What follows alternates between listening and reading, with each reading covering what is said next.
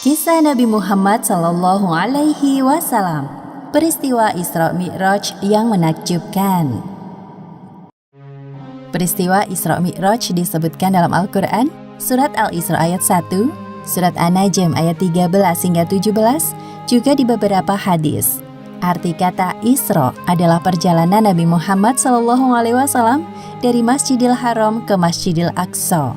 Sedangkan arti dari Mi'raj yaitu kelanjutan dari perjalanan Nabi untuk naik ke Sidratul Muntaha, langit yang tertinggi. Tatkala Nabi Muhammad SAW sedang berada di suatu tempat bernama Al-Hijr, beliau didatangi oleh malaikat Jibril. Jibril hendak mengajak Nabi ke sumur Zam-Zam yang terletak tidak jauh dari Ka'bah. Di tempat inilah Jibril membelah dada Nabi Muhammad untuk kedua kalinya. Dahulu ketika beliau masih berusia 4 tahun, Jibril pernah melakukan hal yang sama. Wahai Nabi, tenangkan dirimu dan berbaringlah. Aku akan mensucikan hati dan jiwamu. Pembelahan dada Nabi kali ini dilakukan sebagai persiapan untuk bertemu dengan Allah Subhanahu wa Ta'ala. Segala prasangka buruk yang tersimpan dalam hati beliau, meskipun hanya secuil, harus dibersihkan terlebih dahulu.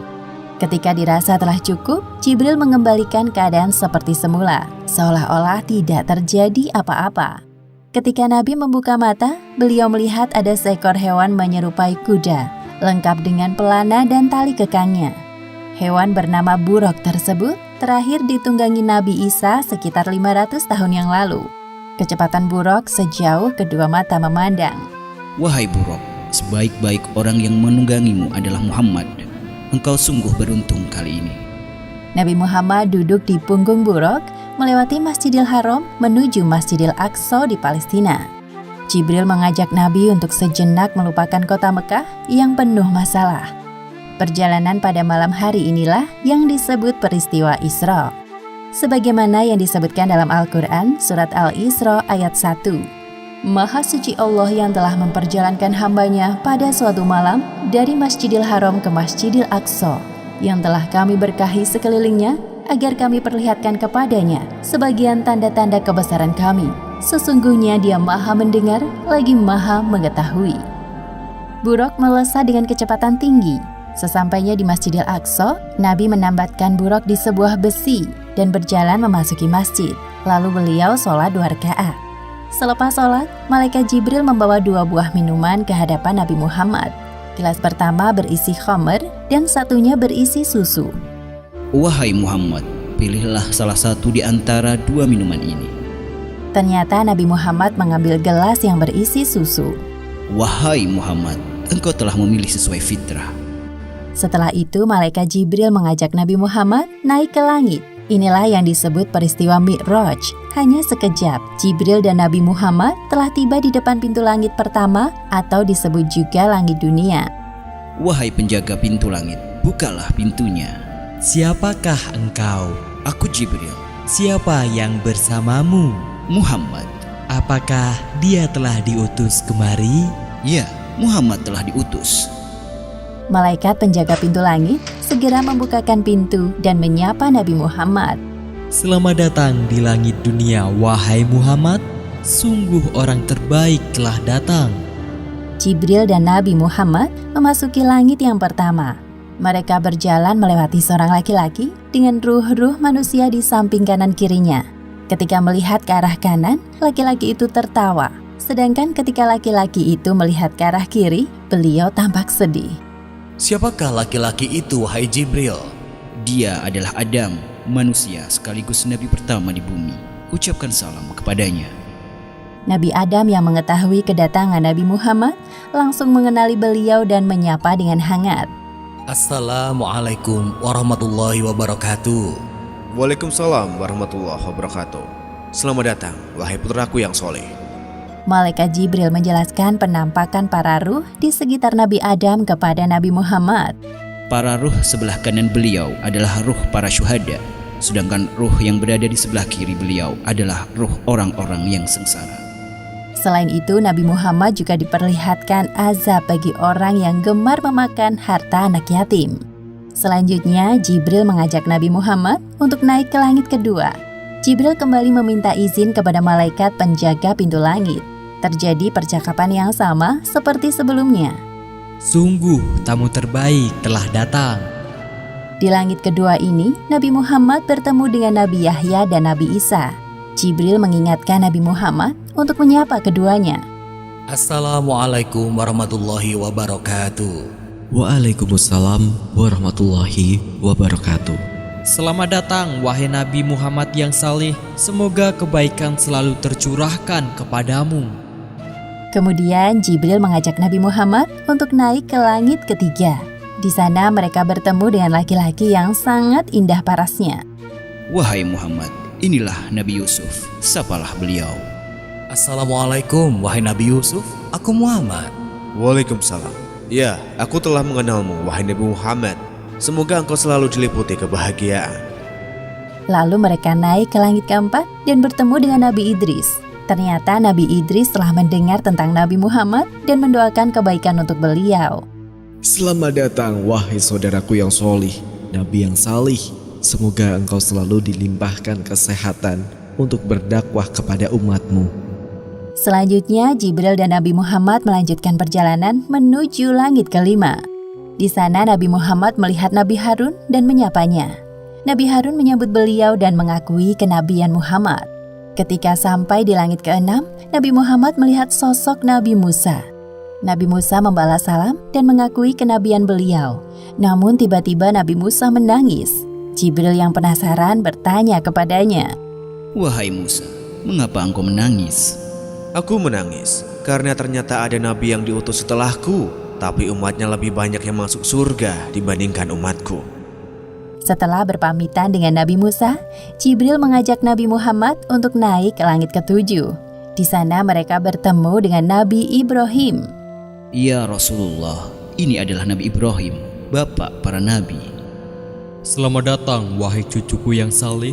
Senang sekali berjumpa denganmu. Wahai Muhammad, sampaikan kepada umatmu salam dariku. Katakan kepada mereka bahwa surga itu nyata. Tanahnya subur, ada beraneka ragam tanaman tersedia untuk memanjakan mata dan lidah mereka. Semua hal yang mereka inginkan tersedia di surga. Di langit ketujuh inilah Nabi Muhammad diperlihatkan surga. Beliau masuk ke dalamnya dan tidak berhenti untuk bertasbih memuji kebesaran Allah Subhanahu wa Ta'ala. Subhanallah, Maha Suci Allah. Seusai berkeliling surga, tibalah saatnya bagi Nabi Muhammad untuk naik ke Sidratul Muntaha. Pada momentum ini, Jibril menampakkan wujud aslinya sebagai malaikat. Wahai Rasulullah, sebentar lagi engkau akan bertemu dengan sang penciptamu. Namun, aku tidak bisa mengantarmu. Sebagaimana yang disebutkan dalam Al-Quran Surat An-Najm ayat 13 hingga 18. Dan sesungguhnya Muhammad telah melihat Jibril itu dalam rupanya yang asli pada waktu yang lain, yaitu di Sidratil Muntaha. Di dekatnya ada surga tempat tinggal. Muhammad melihat Jibril ketika Sidratil Muntaha diliputi oleh sesuatu yang meliputinya. Penglihatannya, Muhammad tidak berpaling dari yang dilihatnya itu dan tidak pula melampauinya. Sesungguhnya dia telah melihat sebagian tanda-tanda kekuasaan Tuhannya yang paling besar. Tiba-tiba Nabi Muhammad dinaikkan lagi menuju Allah Subhanahu wa Ta'ala. Tubuhnya mendekat kepadanya dalam jarak yang tidak jauh. Namun Nabi Muhammad tidak dapat melihat Allah Subhanahu wa Ta'ala secara langsung. Beliau melihat Allah Subhanahu wa Ta'ala dengan hatinya. Pada saat itulah Allah Subhanahu wa Ta'ala mewajibkan hambanya untuk sholat 50 kali sehari semalam. Setelah Nabi Muhammad menerima tugas dari Allah Subhanahu wa Ta'ala, beliau turun. Di langit ke-6, Nabi Muhammad berjumpa dengan Nabi Musa. Mereka saling berbincang. Wahai Nabi Muhammad, apa yang Allah perintahkan kepadamu? Sesungguhnya Allah Subhanahu wa Ta'ala mewajibkan kepada umatku untuk sholat 50 kali sholat sehari semalam. Kembalilah wahai Muhammad, mintalah keringanan kepada Allah. Aku yakin umatmu akan keberatan dengan hal ini. Nabi Muhammad mulai berpikir dan meminta pendapat Jibril. Sedangkan Jibril menyetujui apapun keputusan Nabi. Akhirnya Nabi Muhammad kembali naik untuk menghadap Allah. Nabi Muhammad meminta keringanan untuk umatnya. Maka Allah Subhanahu wa Ta'ala meringankannya menjadi 10 waktu sholat. Kemudian Nabi Muhammad kembali ke langit ke-6 dan bertemu dengan Nabi Musa. Mendengar jawaban dari Nabi Muhammad, Nabi Musa menyuruh beliau untuk meminta keringanan lagi. Kembalilah kepada Robmu.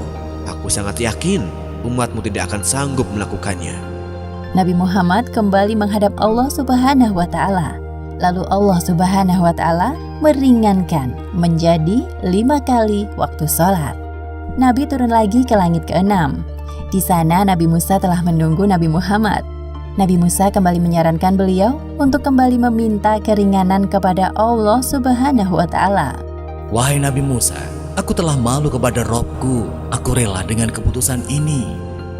Kemudian Nabi Muhammad berpamitan dengan Nabi Musa dan meneruskan perjalanan. Ketika itu terdengar suara dari langit. Wahai Muhammad, engkau telah menyetujui farduku dan aku telah memberikan keringanan untuk para hambaku. Perintah sholat 5 waktu nilai pahalanya sama seperti 50 waktu dalam sehari semalam. Allah Subhanahu wa Ta'ala sangat menyukai ibadah sholat karena membuat umatnya terus ingat kepadanya. Serangkaian perjalanan Isra Mi'raj Nabi Muhammad akhirnya usai. Setibanya di Masjidil Aqsa, Malaikat Jibril menghadirkan para ruh nabi-nabi terdahulu untuk menjadi makmum sholat Nabi Muhammad. Setelah itu, Nabi Muhammad naik ke punggung buraq untuk kembali ke Mekah dan tiba di sana sebelum pagi hari. Demikianlah akhir kisah peristiwa Isra Mi'raj yang menakjubkan. Hikmah yang dapat kita ambil dari kisah ini diantaranya: pertama, peristiwa Isra Mi'raj merupakan sebuah penghormatan dan penghibur bagi Nabi Muhammad setelah ditimpa ujian yang bertubi-tubi, seperti ditinggalnya Abu Thalib, Khadijah, penyerangan penduduk Taif. Namun beliau berhasil melewati semua itu dengan sabar dan tawakal. Kedua, hendaknya kita bergegas melaksanakan sholat ketika telah masuk waktu, karena Nabi Muhammad telah meminta keringanan kepada Allah Subhanahu wa Ta'ala untuk sholat hanya 5 kali sehari semalam. Wallahu a'lam bishawab.